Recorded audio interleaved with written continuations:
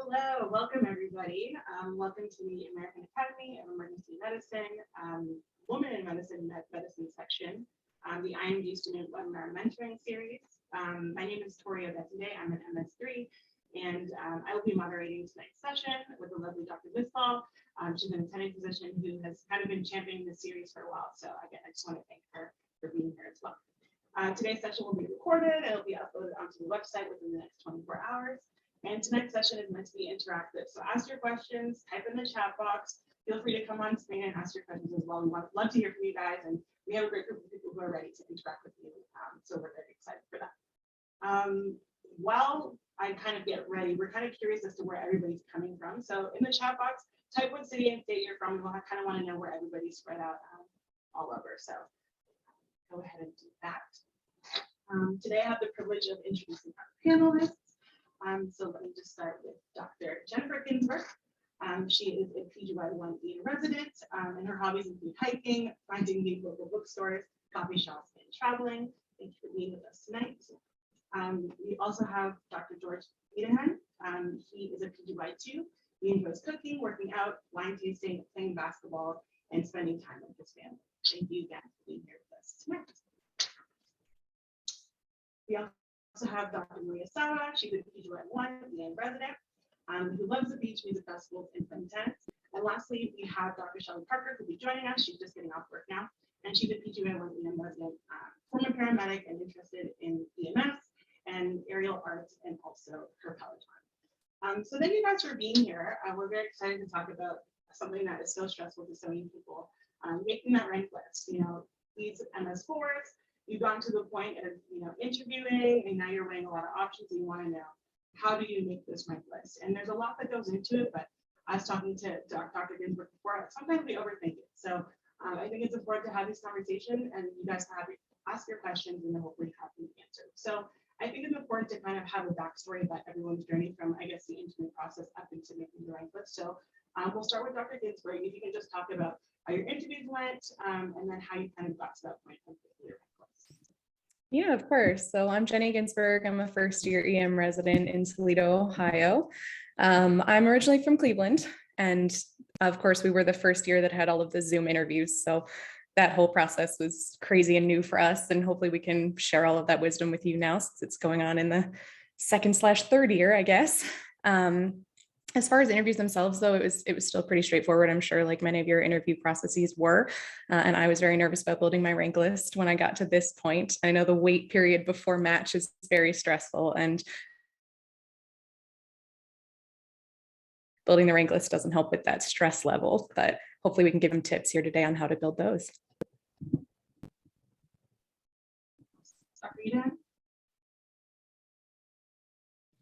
Everybody, I'm George Edahan. I'm a second-year emergency resident.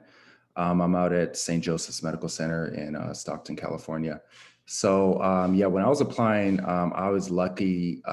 It was right before COVID hit, so luckily I still had like in-person interviews. So I honestly really feel so bad for all of you guys. I mean, I'm sure everyone's kind of getting used to it by now, but yeah, it's, when I did, it was in person. So my journey, like I was born and raised California. I went to American University of Antigua. I really wanted to get back out to California. So, that really weighed heavily, on my rank list. And I ended up luckily matching into emergency medicine in California. And it's my second year so far. I'm having a great time.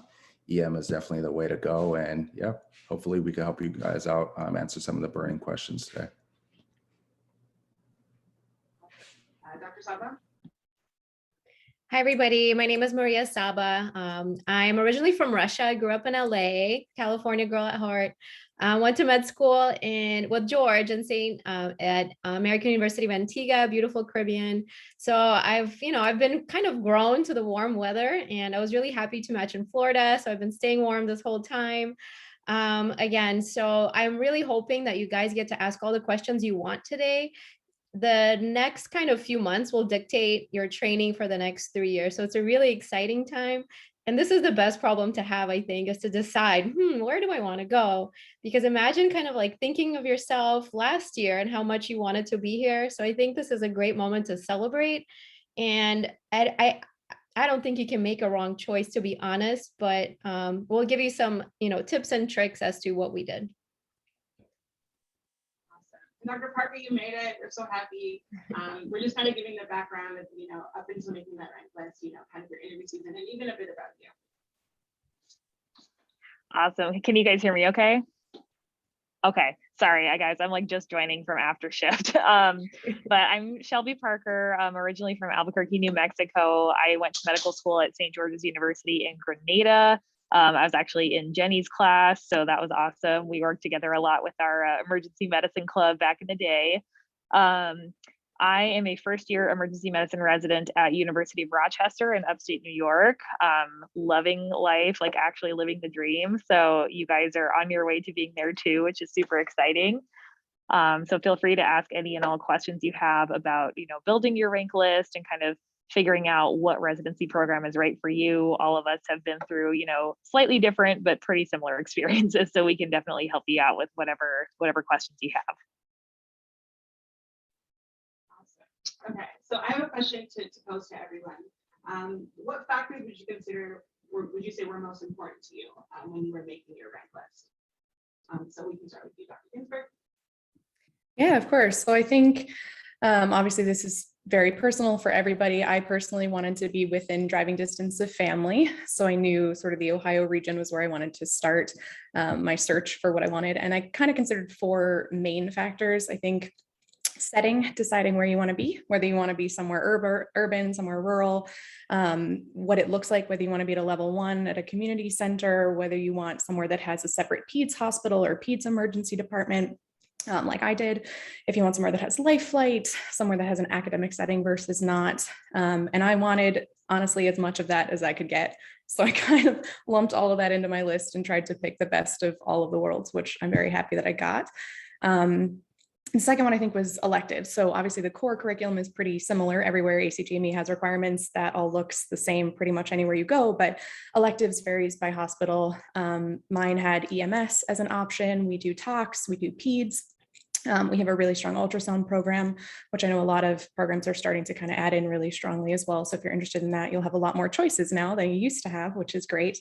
And then fellowship, whether or not places had a fellowship at the institution you were going to be at, or whether they had a network that would be really well established for that, whether or not they had research. And then of course the social component, which for my year was much trickier because we did it all on Zoom. I was lucky that I actually matched at the hospital where I did my 3rd and 4th year rotations. So I got to have the in-person experience with them. But I know a lot of people don't during the Zoom era. So hopefully you have gotten kind of a sense on Zoom where you'll have done some of those happy hours and try to kind of feel out how you think you'd fit with that group, because that will be a really important part of your next couple of years, especially intern year. It's a lot of hours. It's awesome. You're going to love it, but it's definitely a lot of hours. And you're going to want a group that's really supportive of you, that you feel like at 4 a.m. when you're just on your last leg, you can still laugh with, which is important. So yeah, for me, being close to family was a big one. And then how I spend my free time was important. So I am not a fair weather girl. I don't want to be somewhere really hot. My hair does not like it. So I knew I wanted to be up where I could have all 4 seasons. So choosing somewhere where you're going to have the activities that you want to do in your free time, I think is really important. If you're really into hiking, maybe don't pick the middle of Ohio. Maybe pick somewhere where on the little free time that you have, you're going to be able to do something that's going to help support your mental health and keep you going through these couple of years. And I think those are the most important things for me. What was important to you with your rank list? Yeah, so for me, I probably had 3 main things that were important. For me, location was probably number 1. After that, culture or program or me fitting into the program was definitely at the top. And then also something I considered was like the length of the program. So I talked a little bit about location earlier, but I could touch on it again briefly. Location's huge. It's going to be, one of the biggest determining factors for, most people that are applying. So for me, I'm from California, so I definitely was really motivated to come back. This is where most of my friends and my family are. It's also warm weather here. I can't do cold weather at all. So I was really motivated to be in like a warm weather environment. And, you know, with that being said, also I had the opportunity to rotate, you know, at my hospital, St. Joseph's, when I was a med student. So kind of going into like the fit and the culture, it was definitely a place I could see myself fitting into. I interacted with all the residents. Everybody was laid back and really chill. And I kind of, when I think about like fit and culture, I kind of keep it real simple. And when I was doing my, you know, ranking, I thought about it like, who would I want to hang out with, you know, after work and go to a bar and get a drink with? Could I see myself doing that with some of these people and some of these residents? And then who would I like invite over, watch a game with, cook with, just hang out with? So, so for me, it was a pretty easy decision. Luckily, I ended up at my number one choice, and it's definitely, definitely you want to, you know, keep in mind, is it a place that you could fit in with, because you're going to be there for 3 to 4 years. The last thing you want to do is, you know, be around people that you don't really like and, you know, you don't share any interest with. Because in some circumstances, some people are going to be in, you know, places that you're far away from home. You don't have a lot of family. So, you know, your residents and the faculty are going to be your support group. So it's definitely good to, you know, be able to, you know, share similar things and have fun with them and be able to hang out with them. And then last thing I considered was program length. So when I was applying, you know, most programs in EM are 3 to 4 years. I definitely wanted to do a 3-year program. Some of the programs are 4 years. So I definitely put the programs that were 3 years at the top of my list, just because I didn't want to hang around for another year. You know, as much as I love residency right now and how fun it is, you know, I would also love to be an attending as well too. But yeah, so those are some of the things that, you know, went into making my rank list. How about you, Dr. Saba? So some of the things I focused on is the emphasis on training and education. So when I did my interview for the program I matched in now, I got a chance to sit on their didactics, and I just loved how they were running the didactics. I just loved the learning environment there. So I felt that I can picture myself learning and retaining the information, which is really important. Another thing, kind of like what George mentioned, is the fit and culture. I can really see myself hanging out with these people. People were warm, friendly. They wanted to go to the beach after. And I really liked all that. Also support systems. So I'm from Los Angeles, but I did a lot of my rotations out in Florida. So I developed a lot of friends and friendships out here. I met a lot of people by playing tennis. So I was able to form a lot of friends and do an activity that I love. So I knew I would have some sort of a support system here, which is really important. Residency is really tough, challenging. You know, you have days where, you know, the patients are very, very severe, and you kind of bring that home sometimes. So it's really important to have a support system, some sort of a athletic outlet. So I felt like, you know, this program had all the things I was really looking forward to. And I'm so happy I matched here. I feel like this is the perfect place for me. Dr. Parker, how about you? Yeah, so a lot of similar stuff to what everyone else has been saying. Location was a huge factor. So I said I'm originally from Albuquerque, New Mexico, but I really wanted to stay somewhere here on the East Coast for residency. So I applied to a lot of like New York City programs, a lot of like upstate New York programs. I kind of wanted to just stay in this area and explore the East Coast and, you know, just live somewhere different. Also, the group of people was super important to me. So like the residents that I was interviewing with, the faculty that I was interviewing with, I really wanted to find a group that I just like vibed with, and I felt like I could hang out with them on my off time. So I was actually looking for a program that had a bit of a bigger residency class. So that's definitely something to consider too. There's programs that have 6 residents in a class, and there's one program I think that has like 25 residents in a class, which is huge. So somewhere in the middle of that is kind of what I wanted. So my residency class has 14, which I think is like the perfect number, because there's enough of us that we have like smaller groups and we can like go do stuff, and like lots of people have similar interests. So there's like a climbing group and a hiking group and a brewery group. Like people just like go and do stuff together all the time, and there's always somebody off to hang out with, which is really cool. If you're a single person, that's probably going to be extra important to you, because I moved out here to Rochester. I don't know a single person up here. Like the only people I have are the people in my residency class. So I really wanted somebody that I could like be good friends with. And I definitely have that in my class. We are all like 14 best friends and we hang out all the time, which is super cool. And I think it's probably pretty rare. And then just one thing that I'll add to what everybody else said is the setting that you want to practice in. So there's, academic programs, there's community programs, there's county programs. So I kind of wanted to be at more of like a large academic medical center like University of Rochester, but also have access to more like county and community settings throughout residency. So I could kind of sample different training environments.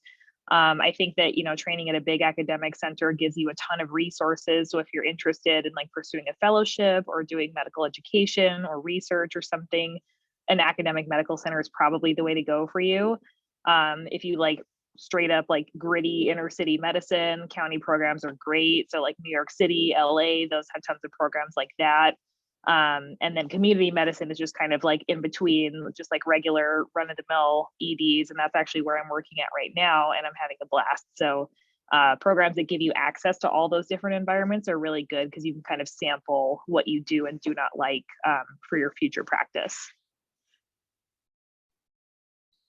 Seems like it's a lot to think about, but I think it's important to determine what's important to you, as you go into the process. I hear a lot of MS4s, talk about how they go on the interviews and then they're making their rank list and they kind of like forget, how the interviews went or like what the vibe was. Can anyone give any insight on how to keep track of all that stuff as you guys are interviewing so that when you do make your rank list, it's easier to have like a reference point of sort? Yeah, I could talk about this a little bit. So when I was interviewing, I made like a little notes sheet just on your phone, like on my iPhone. I just had a note sheet, and after every interview, I just write down what I liked about the program, what I didn't like, the different residents, the pay, how the food was, what like resources they have there, and I actually have it to this day. So I think that's something that's easy because once you get to like your 9th, 10th program, yeah, honestly, you're going to start forgetting some of the things. You're going to be like, man, was that at this program? Was that at that? So it's just something easy you could refer to and kind of look back, and it'll help you once you're forming your rank list. That'll kind of help you make things easier.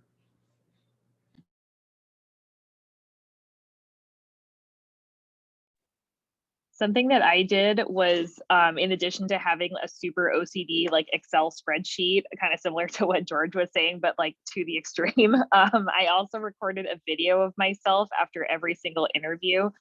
So basically, I would kind of just recap how the interview went in like a 3-4 minute video and just say like, this is what I liked, this is who I talked to, this is what we talked about, and this is kind of how I feel about this program.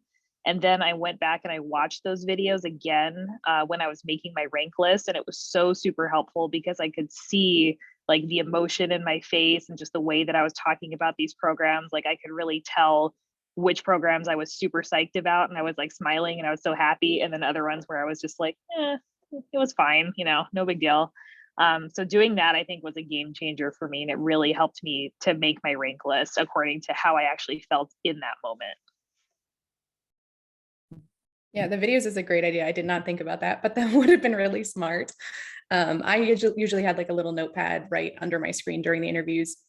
And I know you're not supposed to write during the interviews, but I generally just was like really friendly, or I like these people, just kind of an in the moment feeling, just like Dr. Idahan and Dr. Parker were saying, how you felt in that moment, because it will get clouded later.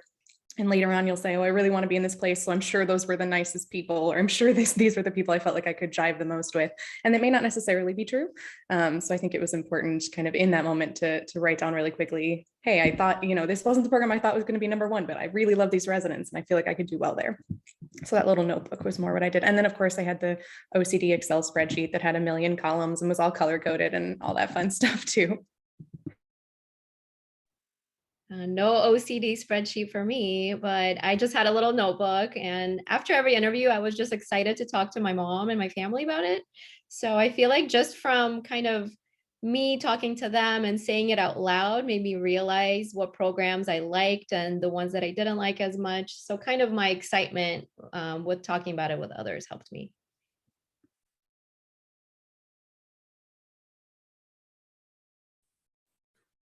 Okay, so I think this happens quite often where, people are making the rank list and they're kind of already having sent a letter of intent of sort or some kind of communication to a program. And I was wondering, does that change, does that communication change how you make your rank list, or does it play any factor into this. Dr. Edahan, could you speak on that a bit? Yeah, that's a good question. So how I look at letters of intent, because I've seen them from both sides now that like I'm in my second year and I'm helping out with the application this application cycle this year. And then I've also seen it because I've sent them myself. When I sent, letters of interest and intent, I didn't have a lot of success. I sent out a whole bunch to programs, and I probably heard back from maybe 2 or 3, honestly, after sending out dozens. But hey, when you're really trying to get interviews, that extra 2 or 3 does help. So I don't think it's not going to hurt you in any way by sending those out, but it doesn't do much to move the needle. Probably not, because when I look at it now, the only people that they really do seem to have much of an impact are the people who are ranked really highly.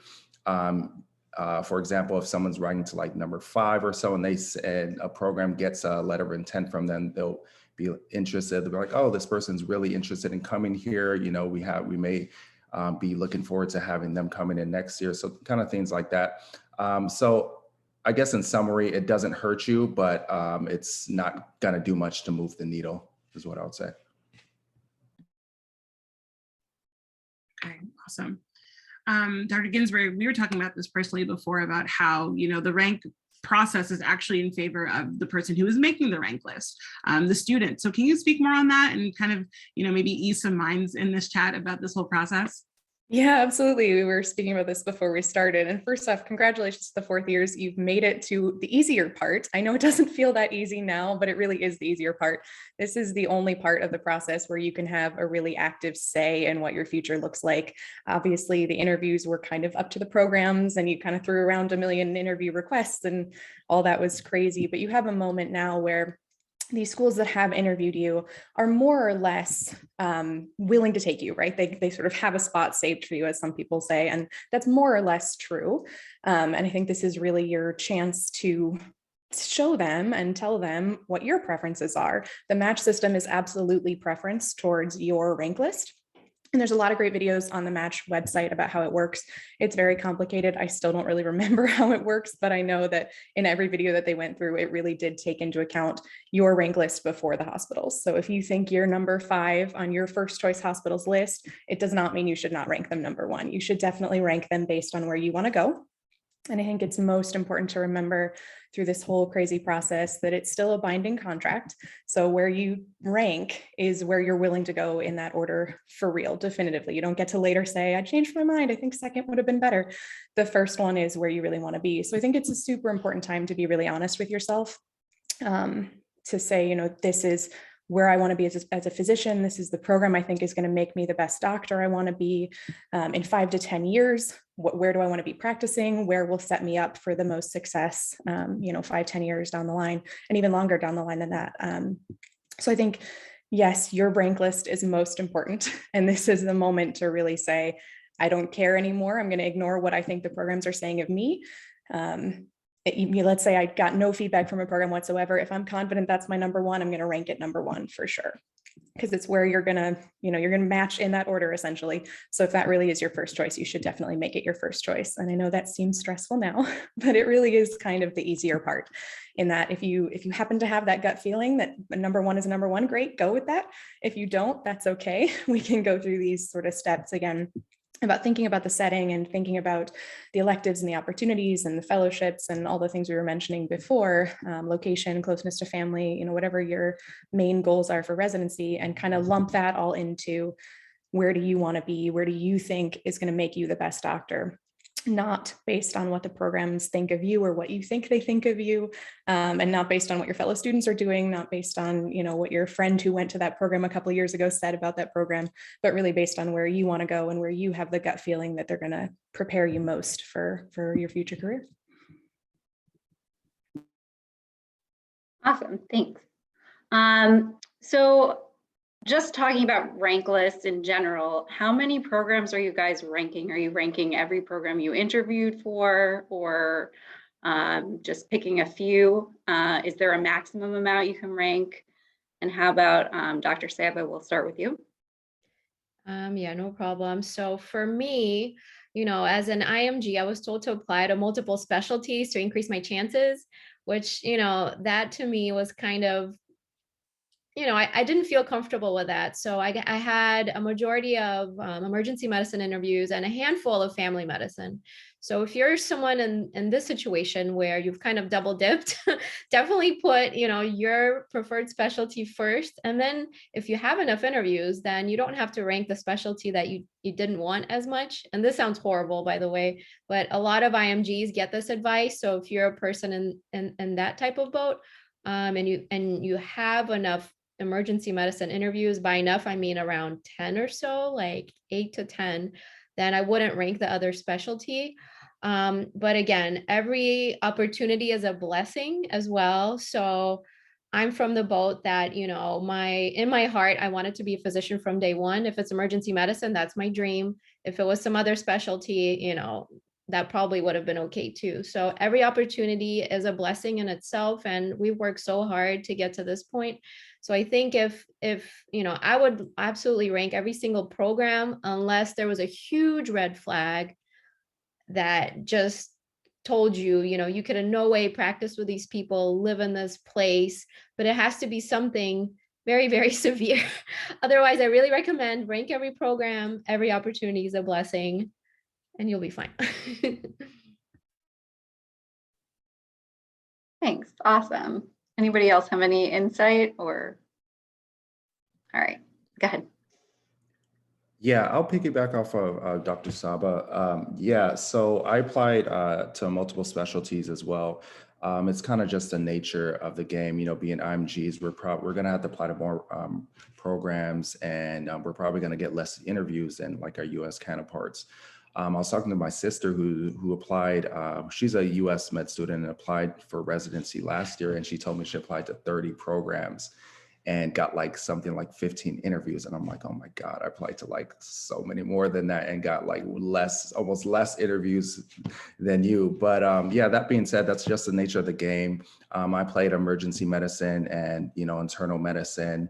And yeah, I definitely put all my EM programs at the front and then put the internal medicine programs after. And I kind of thought about it like this. I was like, do I really, do I want to sit out a year, or would I rather get in somewhere? So I kind of would rather get in somewhere and be working as, a resident. And if I really didn't like internal medicine, I could always attempt to, try to get into another program or reapply and, switch to EM. So I kind of thought about it like that. So I ended up ranking all my internal medicine programs. I think there was only one program I didn't rank because I just was not, I have no words for it. But other than that, yeah, I ranked all the other programs. So yeah. Yeah, I had a similar experience too. I also applied to 2 specialties, and I think you both said it very well. It was sort of a matter of necessity more than anything else. And obviously I wanted EM, but I also applied to pediatrics. I knew I wanted a fellowship in pediatric emergency medicine, and that was another way to get there. And I loved all the programs that I applied to. I did end up having one that I didn't rank.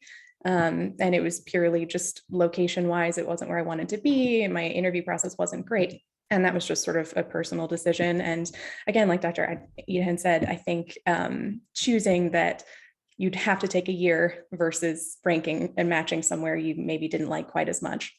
And for me, that happened to be sort of balanced in the favor of not ranking that one program. But other than that, I think I ranked, all my programs. And I think that was probably a good decision, especially as an IMG. You definitely want to maximize your chances. And I sort of took advantage of that and ranked them all with that one exception. Awesome. All right, so what is something maybe you wish you did differently or you thought was important in your rank list that maybe really wasn't? And why don't we start with Dr. Parker on this one? This one's kind of hard, I think, to like realize in the moment, but looking back now, I really wish that I had stressed about this a little bit less. And it's like really hard to tell people who are like currently in the middle of ranking programs and like interviewing and all this stuff, like, don't worry about it. It's going to be fine. Because you really don't know, like you truly don't know that until it's over and it happens and you match. but I spent so much time like agonizing over that rank list and like my top 3. I was like, maybe this one should be 2 and this one should be 3. Like, I don't know, I'll come back to it. And like, when I finally hit submit, I had spent just so much time on it. And, I did not match into my number 1 choice. It was one of my top choice programs, but this was actually not my number 1 choice. And I, on match day, I was kind of shocked that I didn't match to my number 1 because I had a really good vibe from the interview. I was like, okay, they love me, I love them, this is going to be great.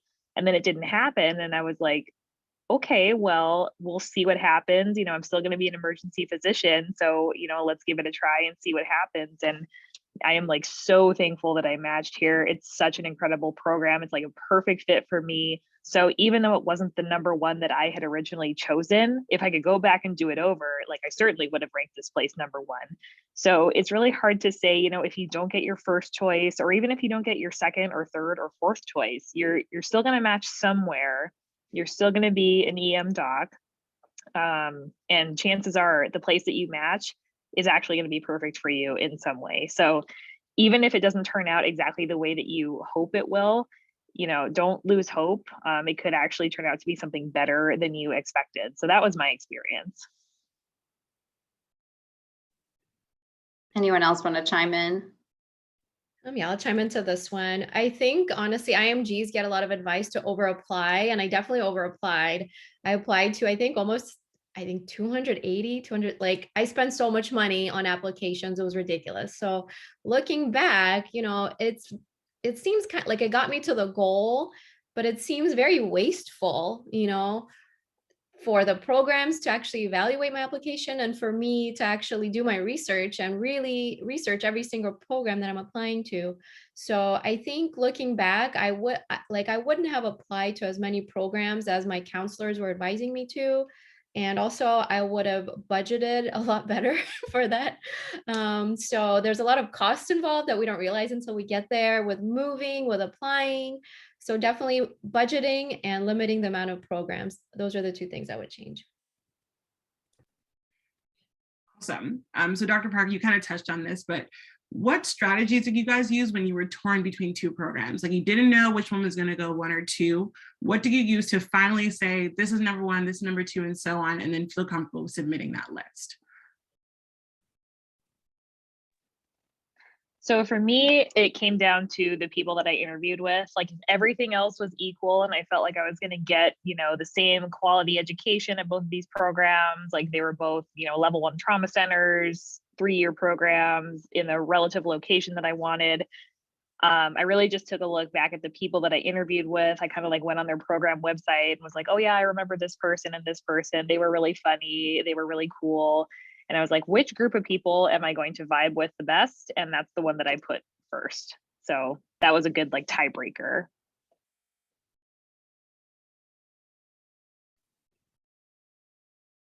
Anyone else? One thing I would just, say is you don't know who you're going to match with in your class, right? So you can only anticipate who's going already there. So it's kind of hard to tell. And it ends up working out. I also matched at my 3rd choice, and most of the people in my class are my best friends. 4 of them were in my wedding, so it really, you do end up where you belong. But it's hard to kind of anticipate who the people you're going to match with are going to be.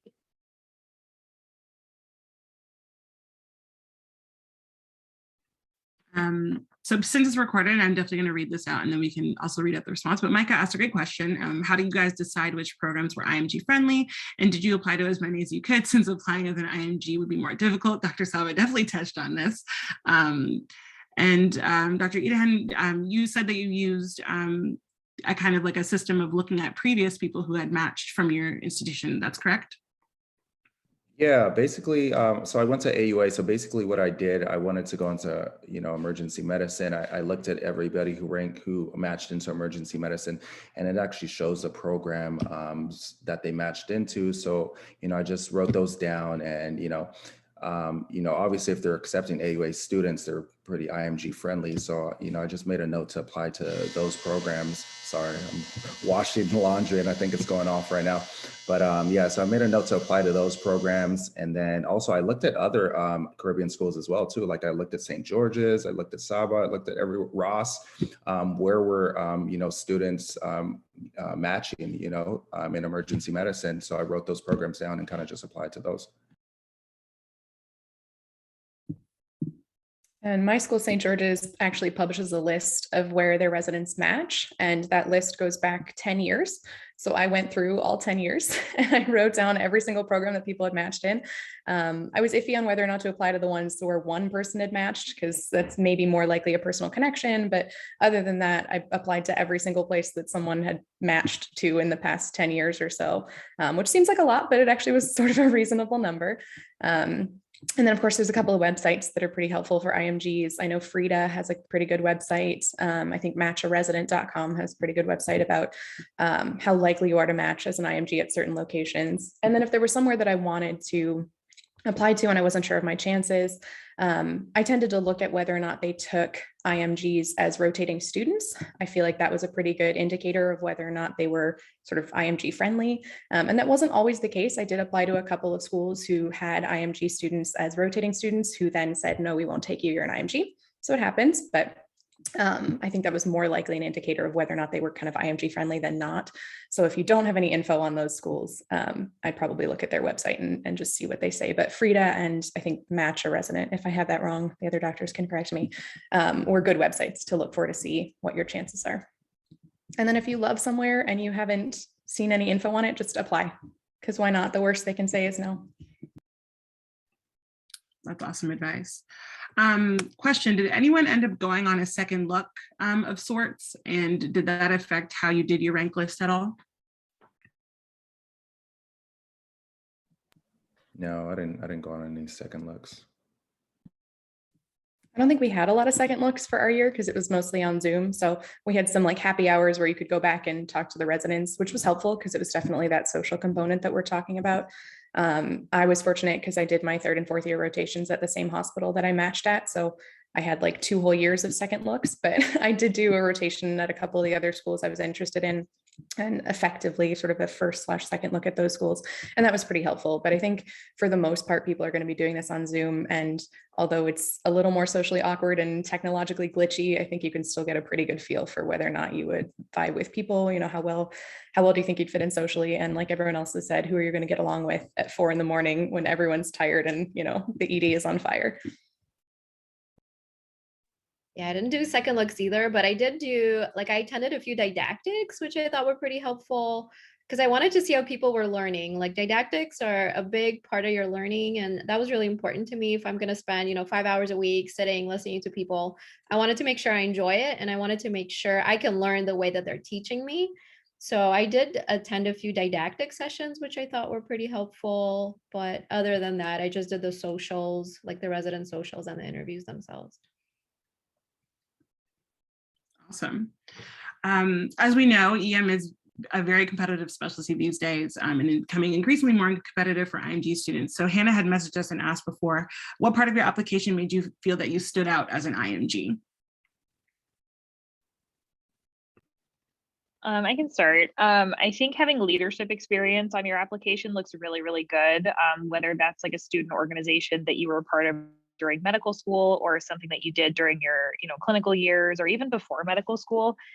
I think that goes a long way in terms of showing that you're willing to kind of, step up and be a leader amongst your peers. And in addition, they really like to see that you have had a long-standing interest in emergency medicine. So it's not something that you just kind of like decided at the last minute that you wanted to get into, something that shows that you've been interested in this for quite a while.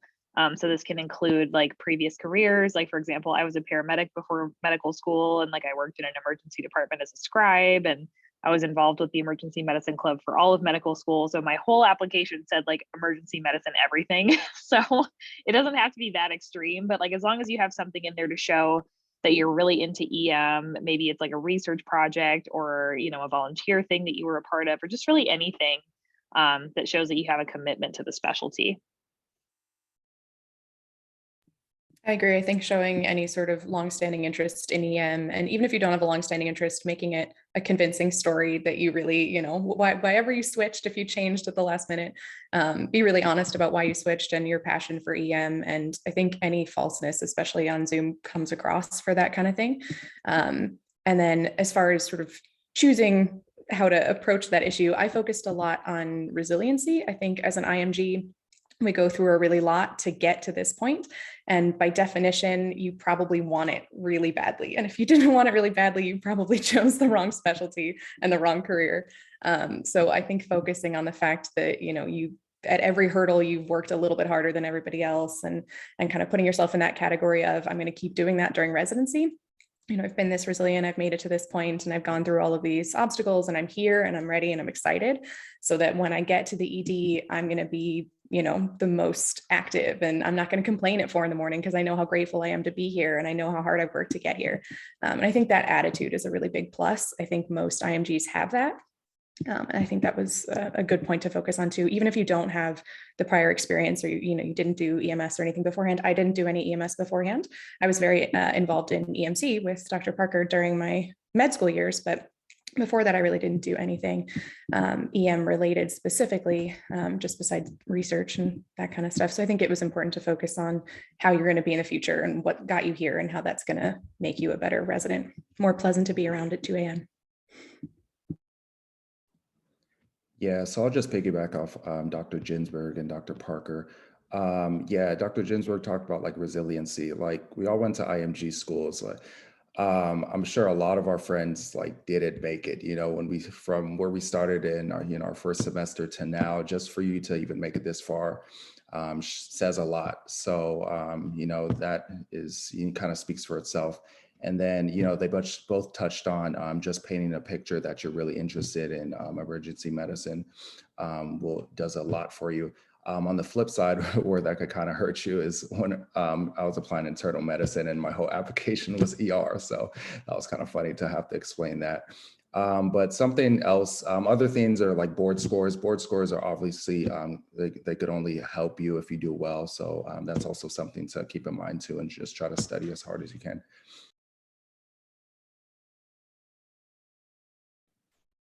One thing I would say is also, in addition to showing how interested you are in EM, is something that makes you unique that maybe no one else has. You traveled to Antarctica. I don't know. You won the biggest fishing award. Something that kind of sets you apart, because that's very memorable, right? You all want to be in EM. That's why you're here.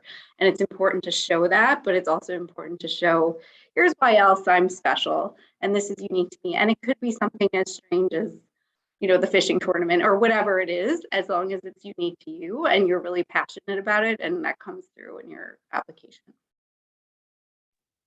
I think that's actually really important, because I think that, sometimes people will put things on the application, but they don't quite do that activity. So it's kind of funny, if somebody brings up a hobby, you're like, oh, well, I don't really know about that. It's kind of funny.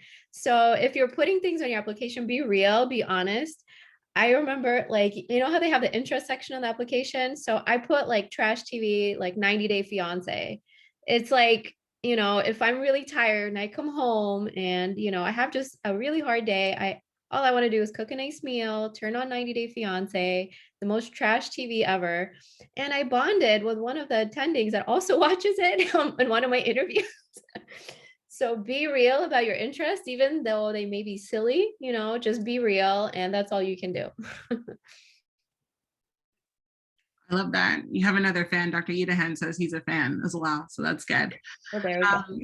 Another question, if anyone's interested in any fellowships after EM, EM has a lot of budding fellowships, which is great. Did that kind of go into your rank list if the program offered, that fellowship at your program? Yeah, I can touch on this. So I am very interested in pediatric emergency medicine, and that certainly factored into how I applied. Mostly I looked at whether or not they had a freestanding peds hospital, whether they had a freestanding peds ED that was separate from the adult ED, or whether it was combined, and how many beds they had, what level their peds ED was. But I did not end up applying to or matching at that many places that had fellowship for that. I think the places that had PTD fellowship weren't necessarily the places I would go for residency. I'd be more likely to go there for a fellowship. And I heard from a lot of people that there's not as much sort of linearity to fellowship. Fewer people stay at fellowship at the place they also did residency. So I don't think that's super important necessarily to make it the same institution. I think what's more important is making sure that your institution has good networking connections in that fellowship, that, you know, whether there's an attending there who's in that specialty, or whether they have graduates who've been in that fellowship. And success with getting people into that fellowship certainly is an important thing to think about. So I certainly asked programs when I was interviewing, how many people had they had go into that fellowship and where were they? And then, you know, if you're interested in that, you could always kind of reach out to them if you're trying to make a rank list and see how they liked it. But more focusing on whether or not it set you up to be in a good position to apply for fellowship rather than it having the fellowship itself, I think was important. Yes, that is definitely important. Anyone else have any input on that? Or everyone wants to be an attending right away? I was just going to piggyback off of what Dr. Ginsburg said. So I am a typical paramedic to EMS position. Like, I definitely want to do an EMS fellowship. So I was definitely looking at places that had EMS fellowships, but that was not really one of my major criteria, because I really just wanted to be at a place that was going to prepare me to train in that fellowship. And pretty much every hospital has some sort of connection with EMS. So it's not really like a necessity to have a place with that fellowship, as long as you have access to resources and maybe faculty that share an interest in whatever you're interested in. And they can find a way to make it happen for you, which is definitely the case for me here. That's awesome. So important. So we're going to round out now if there are no more questions, but I kind of do want to ask each resident if you have like one last thing you want to say, one piece of advice or something you want, you know, these fourth years to walk away with as they go on and finally finalize their rank lists. We can start with you, Dr. Saba. I just want to again celebrate everybody here. The fact that you made it here is amazing. So this problem of deciding where I want to go next is such an amazing problem to have. So I feel like you can't make the wrong decision. Just be honest with yourself, and you know, you're going to end up where you're supposed to be. Okay. Awesome. Dr. Edahan? Yeah, so I guess I'll start by saying like, this is the best decision I've made like in my life going into emergency medicine. Absolutely love it. Residency is going to be hard anywhere, but at least you're going into ER, which is unbiased, but it's the best specialty.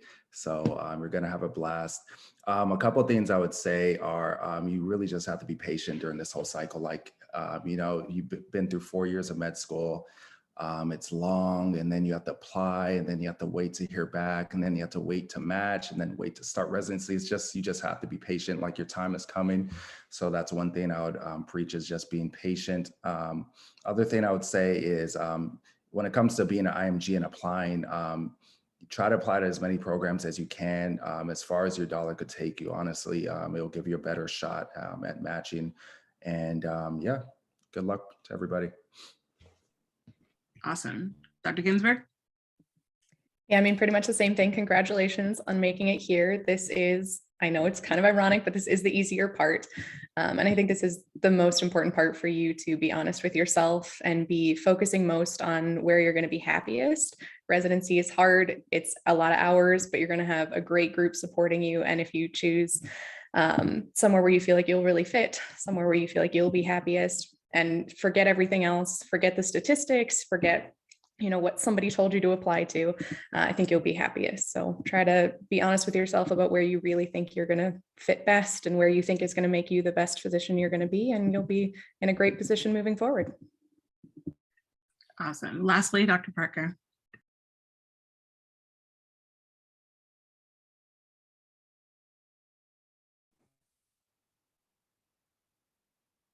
Sorry, my screen froze. Am I next? Yes. Okay, so I guess what I'd say to you guys is, you know, use your connections. That's something that I think is super important. So if you know somebody who knows somebody at a program that you may be interested in, use that connection, even if you don't think it's your number one program. Just ask that person to maybe put in a good word for you, or ask them what they think of their program. You know, use any and all connections that you possibly have, whether that's through your school or through ACEP or EMRA or like any national organizations that you belong to. networking is huge, especially for IMGs. I feel like that's how I got like half of my interviews is by, networking through other organizations, AAEM, like anybody through AAEM, RSA, like they can help you to get interviews. Like that's actually a thing in EM because everyone knows everyone. So use your connections and be confident in yourself. Even though you're an IMG, you can get into programs where IMGs do not traditionally match. So the program that I'm at right now has only matched one and only one IMG in the past. And now I'm here. And not only am I here, but one of my co-interns is also an IMG. So programs are becoming more and more open to taking IMGs, and you really just have to be willing to apply to these places. And if you get an interview, that means that you're good enough, just as good as any US grad. So you should feel really good about that. So congrats to all of you guys who are applying, and I hope to see some of you soon. Awesome. Any last minute questions? Okay. I'll close out with some other remarks. You're going to end up where you belong, even if it's not your first choice. I ended up in my third choice. I met my husband. I met my best friends there. It launched an amazing career for me.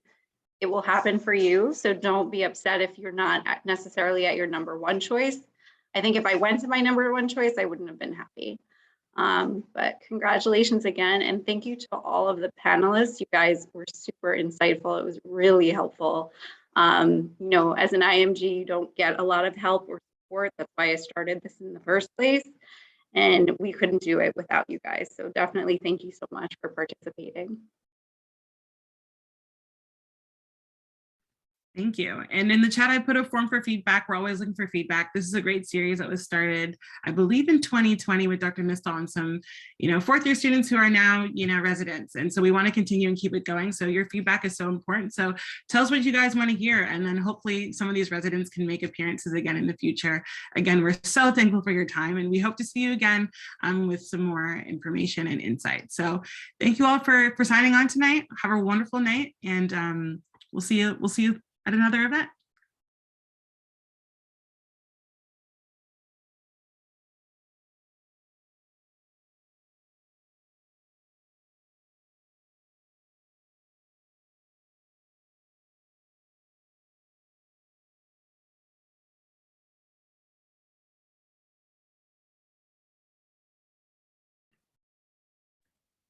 Thanks for having us, guys.